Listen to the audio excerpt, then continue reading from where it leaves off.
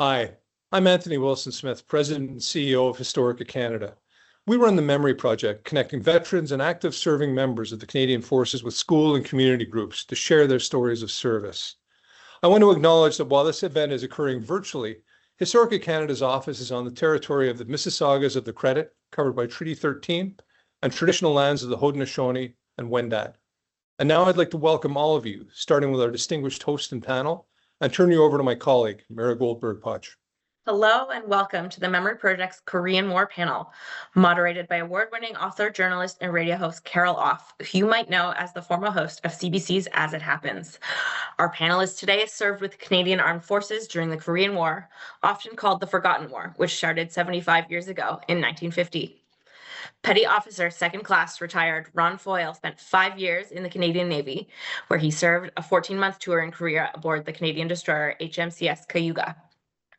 Leading Seaman, Communication and Visual 2 retired Andy Barber joined the Navy in 1951 and served for 5 years. He spent 22 months as a crew member of the HMCS Haida during her second tour of the Korean War. Corporal retired Romeo Daley joined the military at 18 and served 2 tours during the Korean War with the Princess Patricia's Canadian Light Infantry in 1951 and 52, as well as qualifying for his paratrooper wings in 1954. He served 6 years in the military. Carol Off, our moderator, has worked as a radio correspondent and television journalist on news, politics, and current affairs in Canada and around the world. Carol's latest book, At a Loss for Words, Conversation in an Age of Rage, was published in 2024. Hello to everybody who is watching and listening. I'm Carol Off, as you just heard from Mira. And I'm hoping you're seeing on your screen Andy Barber and Ron Foyle and Romeo Daley.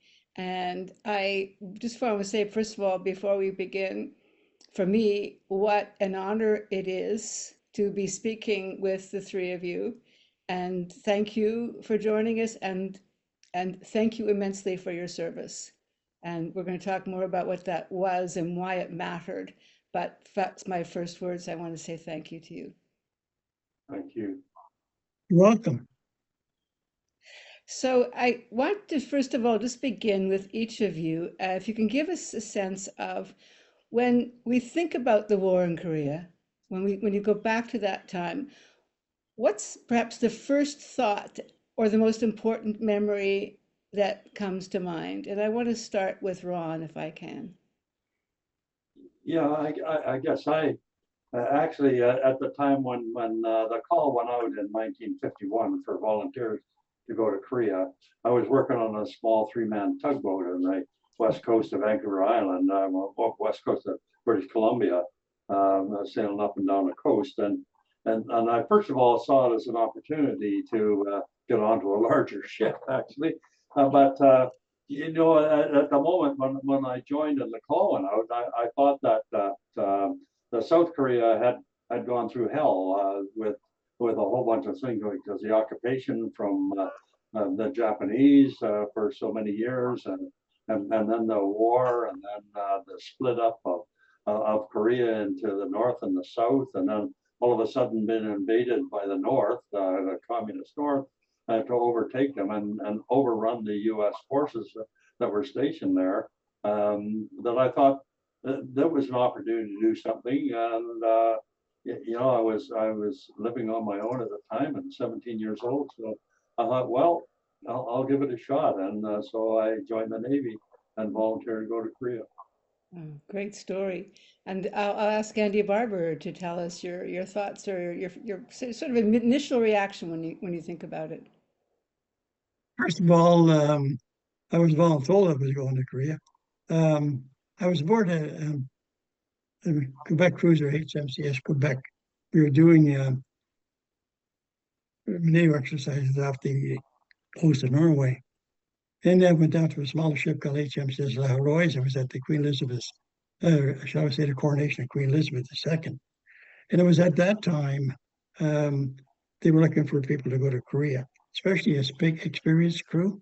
If you've been on a couple of ships before, you were sort of be one of the ones that they would take.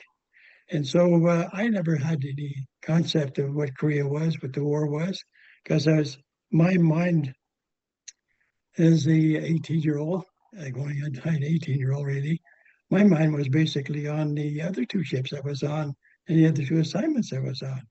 And then when they said we were looking for people to go to Korea, it turns out that our chief yeoman, Earl Stong, was supposed to be coming from the Lahalois where we were, and he was supposed to join us aboard the Haida as our yeoman to go over to Korea.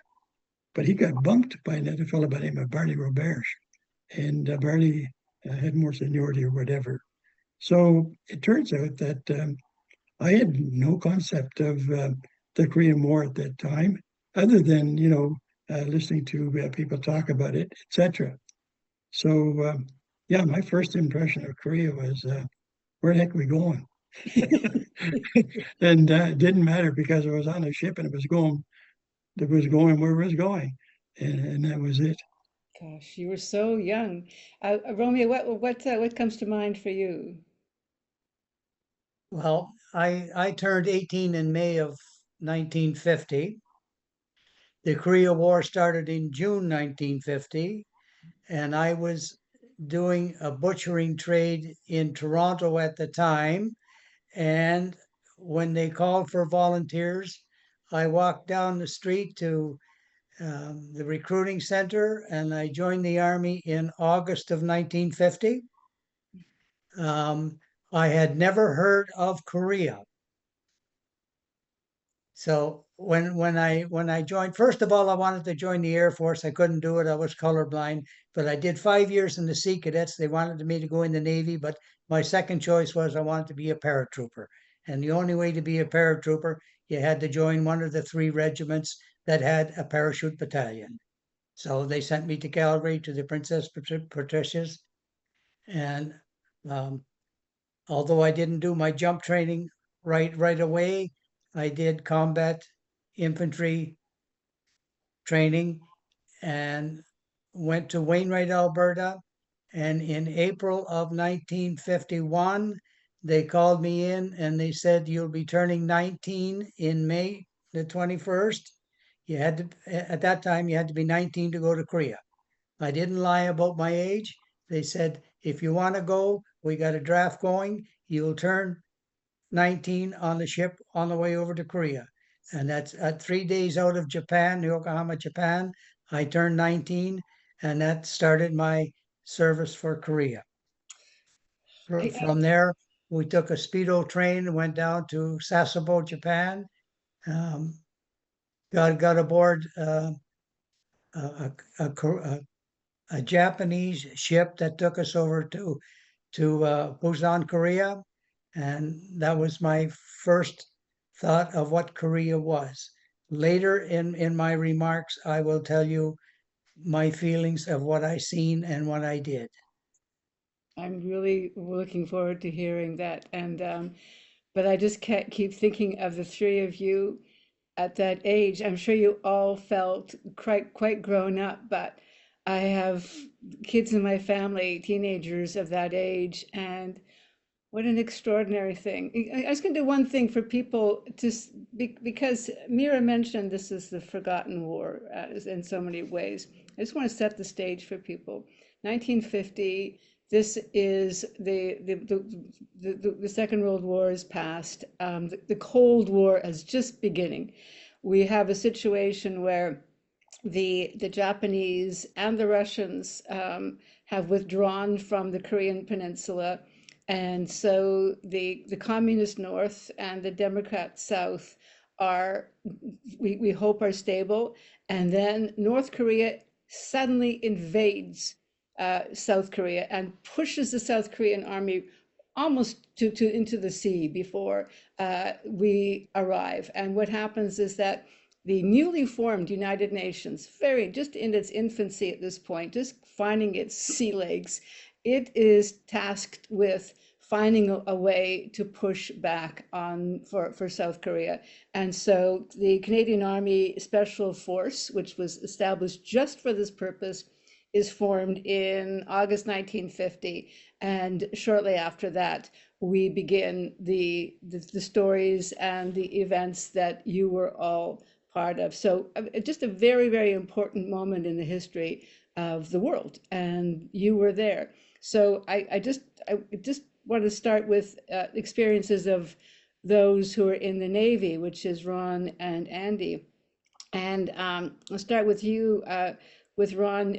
HMCS Cayuga, Canadian destroyer. What role did that ship play? You were the third trip of that destroyer at that time for that war. What role did the ship play in the war? Well, in fact, the Cayuga was one of the first three destroyers that were sent to Korea in 1951. She was one of the first. There was always three Canadian destroyers on site in Korea up until after 1954. Cayuga was one of the first three that was sent there, and she played a kind of a pivotal role in the onset of the war because of a staging area that was up a river, and God, I forget the name of the river, but there was a task force that was sent out to dismantle the staging area for the North Koreans, and she went up the river. They're followed by some U.S. Fleet, but they couldn't make up the river because of sandbar. Cayuga was the only one that got up the river, and she was able to destroy a staging area, docks and warehouses and what have you, and was able to get back out again without inflicting any damage. So, and then it went on patrol throughout doing train spotting. There were the Canadian Navy took out, I think, 27 trains during the war, plotting radar stations and what have you to get onto the U.S. fleet, who would be able to destroy the inland radar stations. When I was on her, we did mainly a peacekeeping role, and we went ashore and provided cover for people that want to repatriate. We mostly in the disputed waters and on the 38th parallel on the west coast of Korea, Paeyang-do, and I'm sure Andy would remember that because it was a bay up in right out just off of the 38th parallel, actually a little north of that, and one of the islands up there that we spent a lot of time in and helping refugees return. So they would pass us and get on the fishing vessels from the south and be repatriated. But one of the important things, and I don't know if I bring it up here, but we were able to go into one of the islands and we picked up 22 orphan children that were there, just young people, and they had no parents, no nothing, they didn't know where they belonged. And we're able to bring them on board, and we took them down to a staging area just south of Incheon and dropped them off. But you know, we never actually got ashore in Korea. I think we got into a beach one time, played some baseball, and we were actually there doing providing cover as refugees went out. But that's the only actually time we got ashore into Korea. Some of them went into there was a celebration in Incheon, and 25 of our crew members got in there, and then they went ashore and helped in the celebration. But I never did get ashore in Korea, save for the small times that I got in on the beaches. So. But again, not to diminish that role, because the aftermath, because it was a 3-year war, a brutal war, and the importance of ensuring the peace, of solidifying it at that time was so crucial, because there was still the China was still a player with its massive forces, massive. So it was really important what you were doing at that point. You said it was a bloody war. I think that over the 3-year period of the war, that there were over 3 million people were killed. You know, 25,000 Canadian service personnel went there. 550 someone never returned home. So you know, it was a bloody war, and the peace at the end of the ceasefire was kind of an unsettling time as well. There was lots of breaches and that sort of thing. So, you know. Romeo, you were with Princess Pat's, so you were on the ground. You were, in fact, right in the thick of things. And if you want to just also describe what you saw and what it was like, because it was very, very difficult terrain, wasn't it? Just maybe just set the scene for us and tell us what it was like there. Korea is all hills. I don't think there's a square mile of flat land in all of Korea. And I our job was when I first got there, it was after the 2nd Battalion had a big battle in a place called Kapyong, where there was roughly 3,700 Chinese against 400 Canadian, and we lost 10 dead, 20 wounded, and none taken prisoner from that battle. I was not at that battle. However, I did serve in the Kapyong area. Our job when I got there as reinforcement was to clear the hills of snipers and guerrillas. And all our actions were at night. I was involved in quite a few of the battles, but I was never involved during the daytime. It was all at night. Soon as the sun started to break in the morning, the Chinese pulled back. Soon as the sun set at night, the Chinese came forward. And our job was to stop them. And we did that. When I first landed in Busan, Korea, I was amazed at how poor that country was. There was children, orphans, 7, 8, 9-year-old children looking after 2, 3, 4-year-old children. No food, no water, no sanitary thing, no clothing for a lot of them. And as a 19-year-old came from off a farm in South Porcupine, Ontario, I thought we had it pretty tough. But it took me about 2 or 3 days to realize I come from a good place. What can I do to make this place better? And that's basically what I did for roughly the 17 months that I served with the 2nd and 1st Battalion of the Patricias. And as I reiterate, it was all night fighting and all hill fighting. I do not recall the Patricias at any time doing any flatland combat. But also, from what I understand, it wasn't just that it was hilly, and it wasn't just that you were trying to stop these advancing forces day and night, but it was cold. You arrived, I think, in February. So cold, they winter of 51, 52. Christmas Day, it was 55 Fahrenheit degrees cold, and roughly overnight, approximately 5 feet of snow. And I was 5'6", so you know how much of me was sticking out of the snow. We would come out of our bunkers, our trenches, and get the snow away. But I have to say that for 3 days, there was no action whatsoever. All we did was dig ourselves out. But they said at that time that that was the coldest in history of Korea. And that lasted until about, I would say, the first part of February. And then it started to warm up. And then we got the monsoons where the rains came. So if you're not freezing, you're drowning. And you're not sliding around in rice paddies, and also right into April. April was of course that was the big victory in Kapyong, as you just mentioned. Yes, yes. And Oh, that was April of 1951. Yes, so important. I was there after that.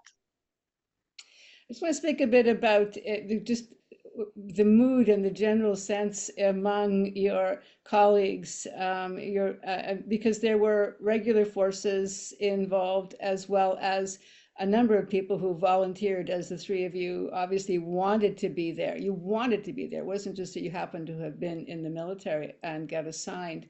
why was it important to each of you? Why did you want to serve on that mission? And again, I'll start with Ron with that. That's really a difficult question. I think, as a young man at 17 years old, 18 years old when and 19 when I finally got there, same age as Romeo. But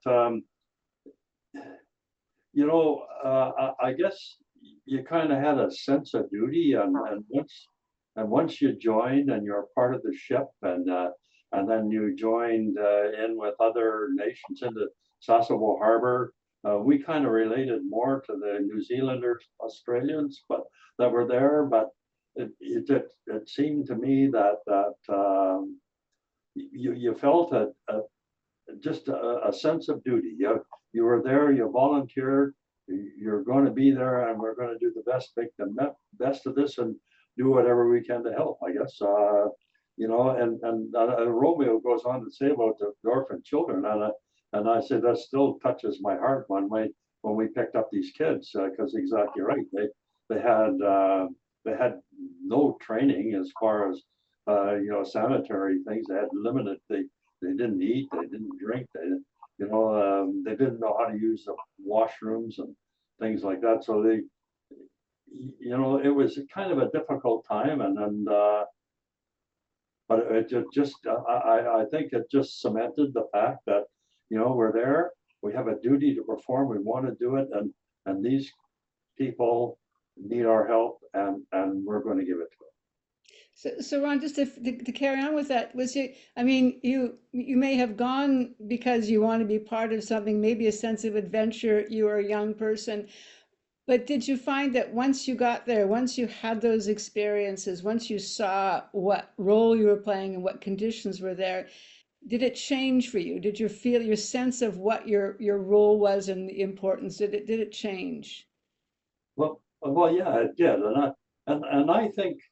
I think that everybody will agree with me that we felt a kind of a relationship with Korea, with the South Koreans, and it's continued on in later years as we have been celebrated and honored at the various memorials at Capion and in Ottawa and at the Ambassador for Peace memorials, and I think it's telling in that a lot of the military personnel that were in Korea and served in Korea, on their passing, they've asked for their remains to be buried in Busan at the cemetery. So there's a connection that has gone from when we were teenagers now until our afterlife. That in fact that. I was part of this. South Korea has come from, as Andy said, it was in rumbles. Now it's one of the 10 largest economies in the world. They brought themselves up by the bootstraps, and you think that we may have done something in our early lives, not knowing to help this, and so that connection has gone from when we're 19 years old until I feel part of the country and I want to be buried there. My gosh, what an incredible story.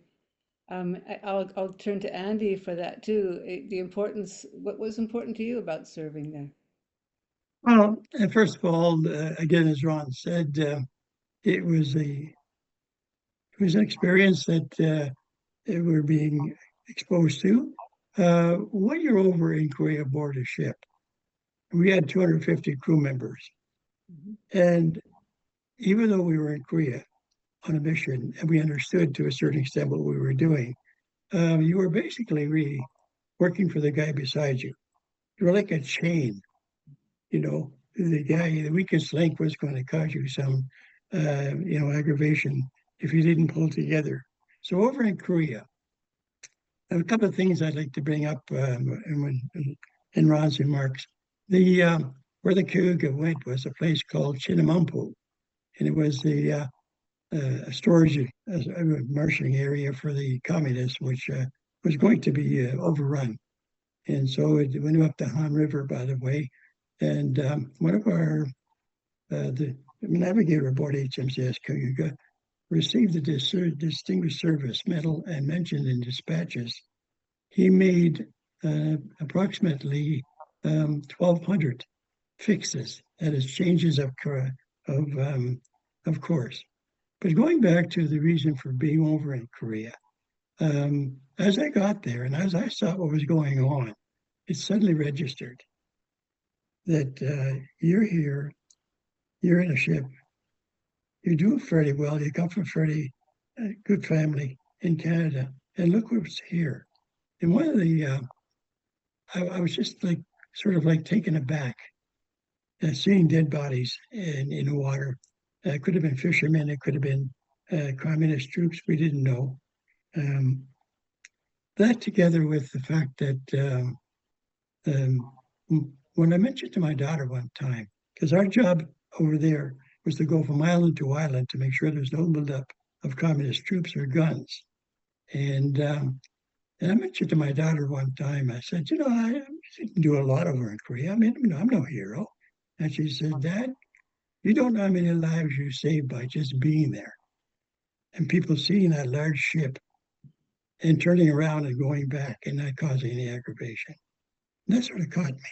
And that basically made me feel what the reason was for us being over in Korea.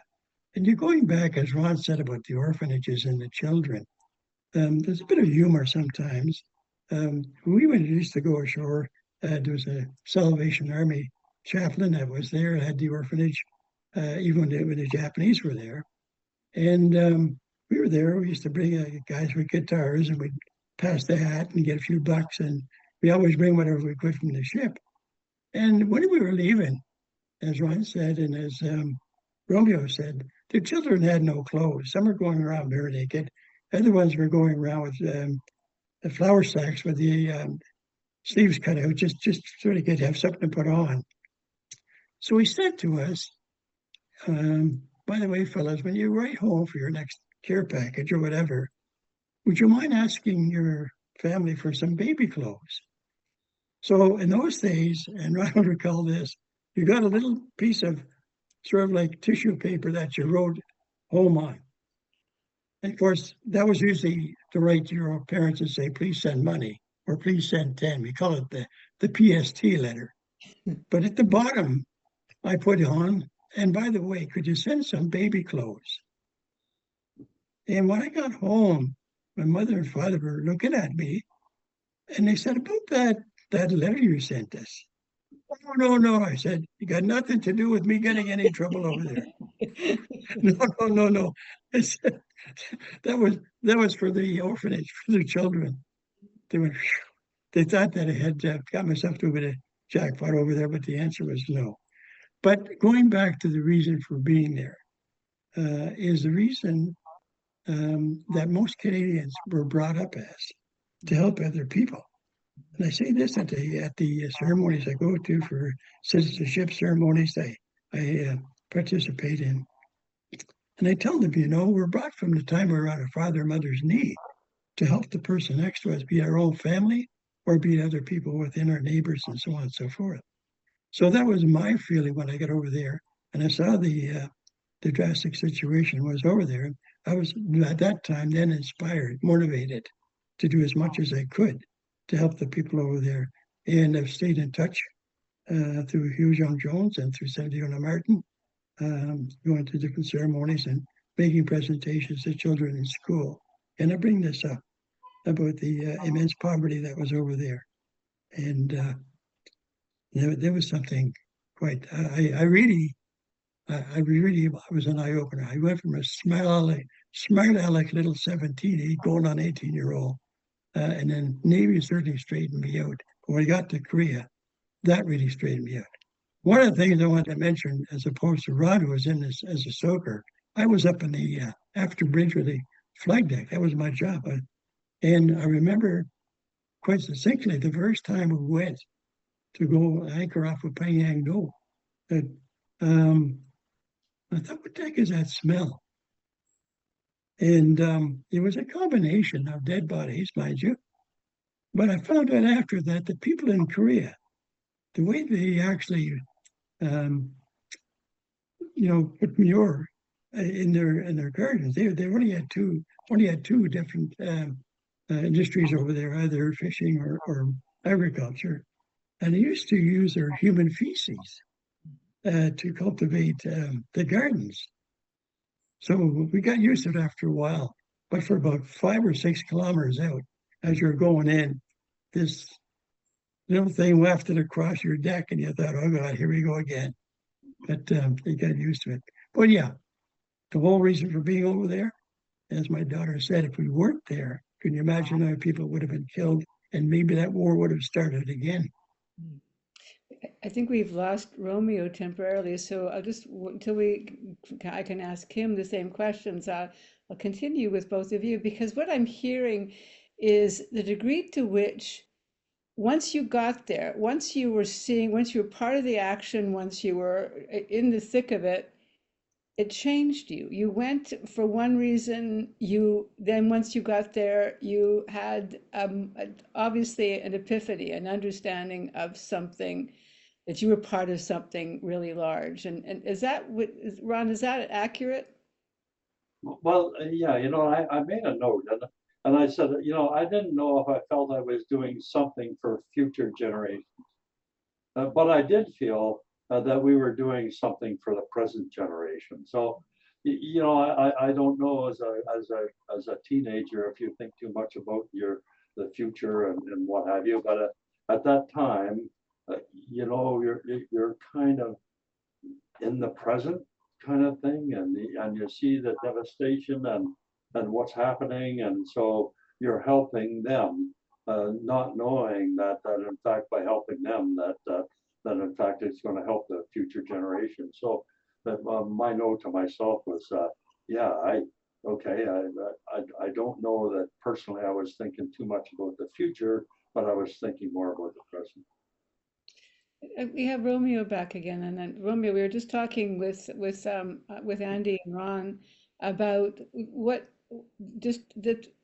sense did they have once they got there, about the importance. Did they feel that that they were in the middle of something that was important? Were they doing something for future generations? And so, what were your feelings in that regard? I have a couple of interesting stories in that regard. I don't know in what sense, but I and a lot of my fellow buddies thought, what can we do to make this better? I'll tell you one little instance where it would be in September of 1951. We were on a hill 156, I believe, and we had to fence the area around because the Koreans and the kids that had nothing were, rather than have them intermingle with us, we put fences around. And I noticed one time when we were having our dinner, shall we say, between 4 and 5 p.m., there was a bunch of kids alongside the fence, and they had their hands through it. No, I think that Romeo's frozen. Cans. They both took off like a shot with these cans. Romeo, Next. stop. Well, can you just go? We missed a bit of what you were saying, so maybe go back just about 40 seconds earlier. You said that when you got there, what happened? When I got there, when I first got. No, there's a moment when you saw what was going on. That you were trying to keep a barrier between your camp and these very desperate people. So what happened then? Yeah, well, it was, they had absolutely nothing, and we had pretty good food. We were on British rations, American rations, and Canadian rations. Our service corps, our cooks, they were all good. We would get at least one hot meal a day brought right up to us, right in the middle of everything. And what can we do for these people that are here? So we would give about as much food as we can. And when I think about it, and when I thought about it later, all of these people, when you gave them something, would all go down on one knee, put their hands together, and say "Hamsamida," which means in Korean, "Thank you very much." And wherever we were after that, it was basically the same. We had myself and some other of the 1st Battalion of the Patricias. We started an orphanage for the children, Mm. which the other nations would not do. We started.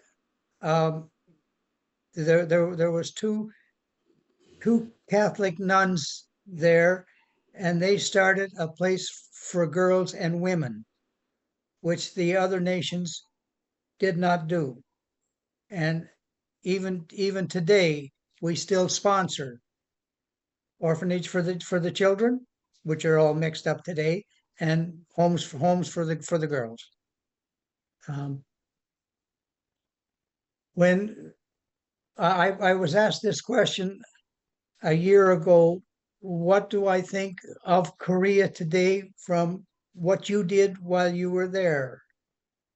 And my answer at the time was, and still is, when I see how Korea has redeveloped, how it has grown today to be the 3rd or 4th largest exporting nation in the world. I know a lot of Koreans in Canada, and wherever I go with my wife, they always congratulate me, and they tell my wife, "He is my hero." That's so lovely. And Yeah, not only, sorry. and the Korean people that I know, they treat me and my family so good. Even my 3 sons, who incidentally will have no part of any military when they were younger, but they all were in the cadets, and they all two of them took the Air Cadet Corps to the Canadian Nationals twice, but they wanted no part of the military. So anyway, the Koreans themselves would tell them, your father is a hero. And of course it makes them feel, and it makes me feel good. It's not only just so it's so interesting to see what you encountered and just that there were only the industries being only farming and fishing at that point, the poverty of South Korea compared to what it is today. But when you think about where North Korea is, and of course we don't get to see into that country, but we do know it's just desperate. It's just in extremely bad conditions. And that was the legacy of a communist regime. And that was, I think it was a whole generation of young people who have grown up not knowing what it was to be in the Cold War, not knowing what it was to be afraid of what the communists are up to. And from hearing from all 3 of you, you didn't have a feeling that you were out there fighting communists, you were out there trying to help these people. But there was a really historic accomplishment to all of this, that being able to keep South Korea the way it is, not just from being invaded, but from what could have happened to those people in that peninsula. That are you aware? Do you have a sense of that? Yes, I do. I Here's the way I see it. I didn't know anything about communism until I went to Korea. And when I seen the intervention of the Russians and the Chinese, if the Chinese, or let's just say the North Korean forces, if they had have occupied all of South Korea, they're only a jump away from Japan. Japan had no military backing whatsoever at that time, other than the U.S. occupational forces, which were all young, like ourselves. They were all newly drafted Marine Corps and so on. They would have occupied Japan. They would have occupied Okinawa, which is just a few miles away from Japan. And if you look at your geography, they're not far from Australia and New Zealand. If they'd have occupied those countries, where would we be today? We would be under communism. It would be And amazing. I like to think, Yeah. that I and we had a hand in stopping the communism from spreading further. And so I want to put the same question to Andy and Ron, because like this is the lasting legacy, isn't it, Andy? Yeah, well, one of the things I wanted to point out to the youngsters today, to try making a comparison, when you put the uniform on, you know, you're a target, number one. And number two, there's an expectation of you when you're over there in Korea in this case. So you're like more like sort of taking charge, and you're trying to steer people and help people. But as a youngster, as a 19-year-old, I was turned 20 when I was over there. But when you're put on that uniform, you're sort of like become a completely different person than you were without it. And when you're in a war zone and you're in there doing that, your sense of responsibility sometimes can be a bit overwhelming. And your feeling of anxiety, and of course, Romeo would know more about this, but I felt when we were sitting up on the Han River under the communist guns, I was looking up and I was saying, I pray to God that they know there's an armistice that was signed, because at any minute they could have blown us right out of the water. And when you feel that as a youngster, 19 years old, that sort of makes you sit up and take notice, and it sets the course for you for the rest of your life. Because now you know what responsibility is. Now you know that you were willing, shall we say, to face harm's way to help somebody else. And that sort of gets you right off when you come back on to Sevy Street.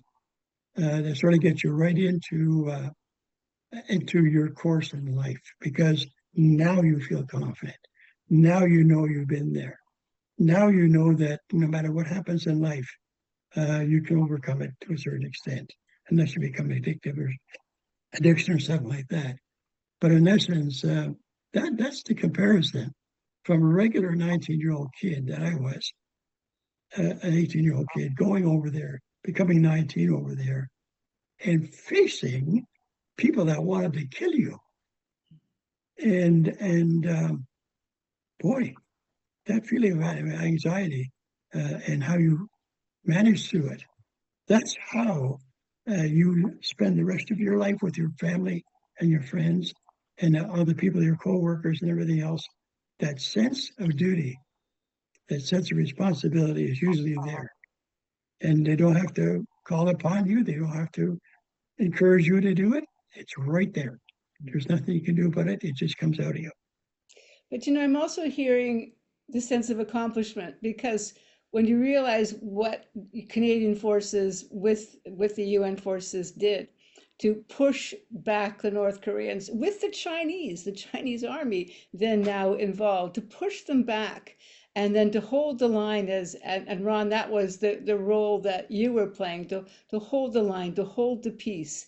The accomplishment that represents, it must at some point give you a sense of an enormous role that you played. Well, if that's a question out to me, I often think of it. I was talking when Andy was talking there, and he was talking about thinking about getting blown up and what have you. But quite often we're at the 38th parallel, and in those disputed waters, there was all kinds of chatter going on, and probably that the peace may have been broken and what have you, and maybe incursions, and we'd be called into action stations. And my action station when I wasn't on down in the boiler room or the engine room, my action station was in the forward ammunition locker, passing the foreign shells up to a thing. And I remember my partner and I were sitting down there, and some of the kids asked me, if you ever get anxious about this? And we'd be sitting down there. We didn't have any machinery, or actually we had a pulley, or a rope and a pulley that take the shells up. but we always thinking as you know what, if we get hit, let's hope it's a direct hit, and we'd all be gone and we wouldn't know what's going to happen. But that was the things that we said, but I can never actually feel anxiousness or actually fear. It was a statement that we made that said that, you know, we're here, we're at action station, things might happen, we might get hit, but if we do get hit, let's hope it's a direct hit. You know, it just and you know, that's some kind of I can't describe the feeling. Just and sometimes it gives you a little calming feeling as well. So okay, fine, that's it. You know, if it's in the cards, it's in the cards, and away we go from there. So, and I was when I was back in Ottawa, and I was talking to one of the veterans, and we were going through the museum, and there's a mock-up there of one of the ship's guns, actually, one of the 4-inch guns, and he was saying. He said, I remember, he said, I was on the gunnery crew. I was right here. I said, yeah, and I was 2 decks below you, passing up the shells, saying, praise the Lord, and pass the ammunition. So, you know, it was just, you know, difficult to explain, but kind of an acceptance sort of thing, not knowing that what we're doing at that time was going to play great rewards, and go back to what Romeo said, you know, and then how South Korea has built themselves up, you know, with Hitachi and LG and Samsung and you know, Hyundai and Honda and all and the manufacturing and the shipbuilding and what have you. And they have no natural resources. Everything has to be brought in, but they're such an industrious nation, and they've done so well for themselves, and maybe we had a small part of it. But you know, like all three of you, I'm just there's everyone who's listening to this and watching this is, I know, feeling the same thing. Your experiences, your memories, they are so close to the surface 75 years later. They're just so formative. You know, I'm hearing that from you. And so but the immediate effect when you were now, by the time you get home, you're in your early 20s. Romeo, what was it like to re-enter normal life, to be on Civvy Street? How difficult was that? For me, it took about 10 years after I come back home that PTSD set in. And if you have any thought of what PTSD is, it's very bad. It just about ruined my life. It ruined my marriage. My children were alcohol is one of the worst offenders, and then the biggest offender with any veteran that was anywhere and did anything is talk. I would not talk to anybody. I went to see through the military psychiatrist. They'd ask me questions. I wouldn't have the answer for them, and then I have to give my good wife credit, and Andy will attest to this, that when we first started, after my first marriage was gone, when we first started to get together, I had a nice drink of rye whiskey on the table, and she says, "Don't touch that. Talk to me. Tell me what's going on." And then I have a little humor after that. I said, "She got me talking. Now I won't shut up." I'll talk about. I can now talk about some of my experiences, and some of them were not very good, but I did what I had to do, and I can talk about that now, and not bother. I don't have. I used to wake up at nights, screaming, yelling, fighting, doing many crazy things. I haven't had an occasion in the last 10 years. So I have to give her credit for helping me. And of course, Veterans Affairs is very, very good with me too, financially and medically and whatever else. But to answer your question directly, it didn't hit me until about 10 years later, and I'm sure these two gentlemen will agree with me. It was the questions that we were asked.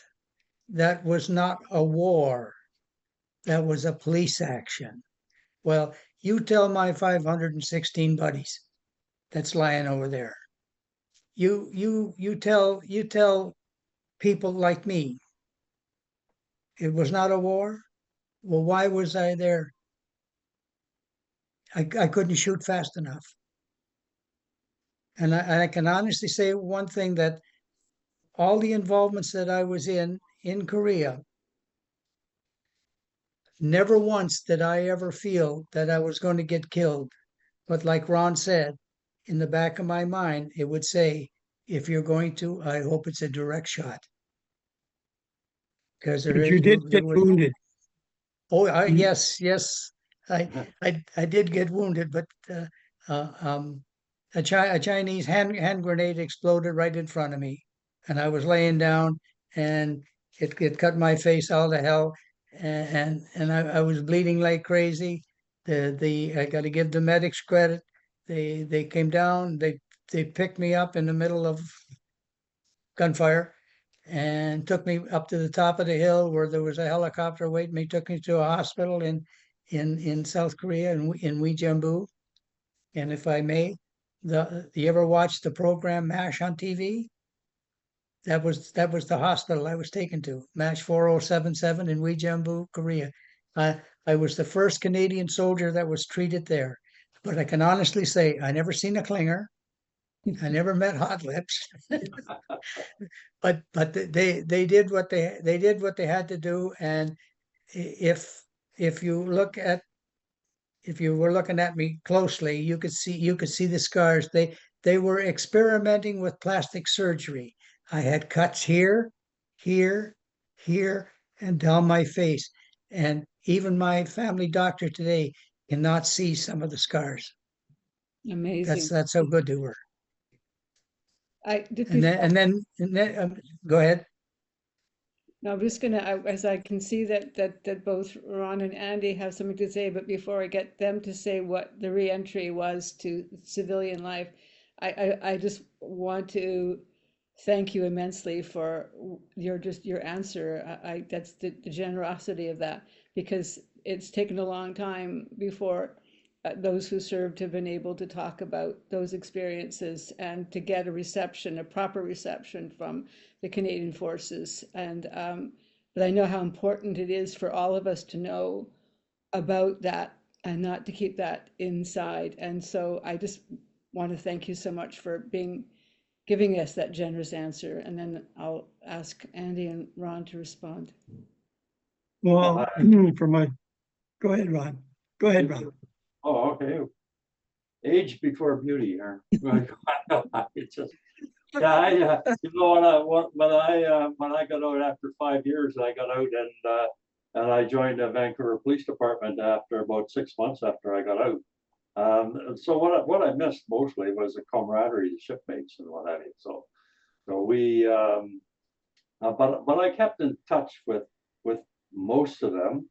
Unfortunately. There's none of them left anymore except Bill Black in Ottawa, and occasionally I still talk to Bill Black. But I think that my time in Korea and the Navy served me very well as a police officer in Vancouver, and I rode through the ranks and I had a great career, and I think that it was my military training and what I've learned as a sailor in Korea that helped me immensely in my future career, which as I say did very well. I'm not to mention that, but later on this afternoon I get another award from the VPD. So because of something to do with apprehending an armed suspect and that sort of stuff. So anyway, that's another story. Anyway, transitioning to civilian life was difficult for the first couple of months, and then when I got into training and with other guys and been able to communicate with some of my fellow shipmates, it seemed to go pretty smooth. Andy. Yeah, when I first came out, I wound up working for a company called Northern Electric, which became Northern Telecom, which became Nortel Networks. And my first job, I was working in a factory. I was doing those electrical relay adjuster. In those days, there was no electronics. It was a combination of the springs, etc., which connected to calls. And I noticed that in most places, the people in the factory were being laid off. Man, but this time I was married and a child in a way. And I thought to myself, this isn't good. So I saw notice on the board looking for bookkeepers. But at that time, I had decided I was going to go back to Sir George William, which is now Concordia, and take my degree in commerce. And so I saw this thing for bookkeeping, and I put my name in for it. And believe it or not, there was a, shall we say, concern amongst the association members in the factory. Oh, you're not going to get that job. You're just involved like the rest of us, blah, blah, blah. I said, well, listen, I'm going to put my name in. And sure enough, I got a call. And I wound up in an accounts payable position. And I went in, I remember Lou Penfold, the superintendent at the time, he sat me down and he said, why did you want, you got a decent job down there, and why did you want coming to the office? I said, well, they're always getting laid off. No, I can't afford to have that happen. He said to me, you're 26 years old, eh? I said, yes. He said, you're looking out there. He said, you see those kids? He said, they're nowhere near your age. He said, you're a bit old to start, aren't you? And I said, well, if you want me to, I can prove that I can do the job. Just give me a test or something. He said, it's okay.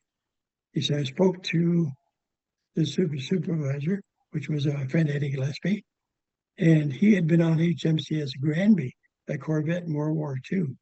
And when he saw my application, he said to Lou Penfold, get him.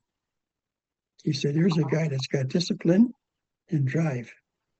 At his age, he wants to go and make a big career in the office. Well, it turns out I did work my way up through Northern Electric to become Northern Telecom, and I wound up as a big management. I was in charge of 31,000 people throughout the world for payrolls.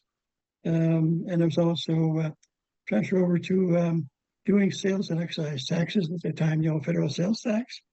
I excelled in that. And as the saying goes, I never looked back. But only because I think it was recognized that people in the armed forces have to have a certain amount of discipline and motivation. Because if they don't, they're going to get their butt shot off. so you're on top. But it clearly, all three of you gave you a maturity you wouldn't have had at that age. And we've just got a few minutes left. I'm going to ask you, because a lot of young people will be listening to this, and here in Canada, as you know, we're about to see a major recruitment drive in Canada. I mean, there's a renewed commitment to our armed forces, to the defense of Canadian sovereignty, where we have some great concerns, some of them coming from supposedly a friendly country. So what would you say to young people who might be considering service in the armed forces? And I'll start with Romeo on that. To answer the question, I would have to take myself into consideration. It was the armed forces that gave me, as Andy said, the discipline and the guidance. When I got out of the armed forces, I applied for Canada Customs in 1957. They didn't hire for 5 years across Canada. And in 1963, I got a call from the local customs office, went down, seen them, and they said, are you still interested in Canada Customs? I said, yes. And he says, okay. I had my ex-service time book with me. He says, I understand you're a Korea War veteran. I said, yes. He says, who did you serve with? And I told him the Princess Patricia's. He says, a very fine outfit. When can you start? He never even looked at my discharge papers to see what my record was like in the armed forces. But I would tell, and I have told quite a few already that have been to Afghanistan and other places. I have told them, you do what you have to do and do it good. Bearing in mind that you're putting yourself in a position that you could be injured, you could be killed, but do whatever you have to do it good. And always bear in mind that there's others depending on you. So do it and do it good. And I did 26 years with Canada Customs, and I ended up with the rank of a superintendent. Not bad for a guy with a grade 12 education. You did it good. Yeah, You did. I'm very pleased at what I did. There's some things I did that I'm not pleased, but I had to, and I'm here to tell you, and that's the important thing. I admire you so much. And I'm going to ask Andy the same question. What do you say to those young people who might want to join up? Well, in my case, I went around the world and I got paid for it. But in Yeah, me essence, too. it's not all peaches and cream. You're going to have some hard times, some sad times, but you're going to find an immense. Your mind is going to go in so many different directions and meeting so many people with many different backgrounds, religious and otherwise, etc. So if you get a chance, join the armed forces and see the world and get to know what the other half is doing and how it affects you and how it affects your country. And yeah, to me, the way I look at it that way is that it's a tremendous education that you can't get anywhere. Anywhere. You can learn all your computers, you can learn your job in the Navy, you can do all that, but it's the other experiences that you're never going to get unless you happen to be a multi-trillionaire to go around and do all these type of things. So that's my advice. Yes, if you can serve your country and do it responsibly, you go right ahead and do it. It will do nothing but improve you and your life. All right, Ron. I agree. Hello? All right, Ron. Yes. All right. I think I have to agree with Andy and Mario. It has to be the best training ground for young people that you can imagine. How to get along with people, how to do your job, responsibility. Honesty on board ship. Well, Andy knows this. I mean, you got to be honest on board ship. He had 250 people on Haida. We had 275 people on a ship that was 275 feet long. So you had to trust everybody. You had to, we didn't have locks on our lockers. They're just foot lockers because we slept in hammocks and what have you. And people, they used the foot lockers as seating for eating and everything else. So you don't lock anything up. You trust your mates. You trust your pals. You have to help them out when they're in need. And I think that it teaches you a sense of responsibility, and I don't know how else to explain it except that you have a feeling within you that these are my mates, these are my fellow mates, this is what I'm here for, and I don't owe them anything, they owe me nothing, but we owe each other everything. you know, and you asked the question, if you're in teens, would I do it again? Yes, that I certainly would. I'd sign up in a minute. I have, you know, it Me too. was a great experience. I love the sea. I love the ships. I love the shipmates. I like the people that I worked with, worked for. And as I said, you know, it was a great thing. It has to be one of the best training grounds for a young person in the world. You know, learn a trade.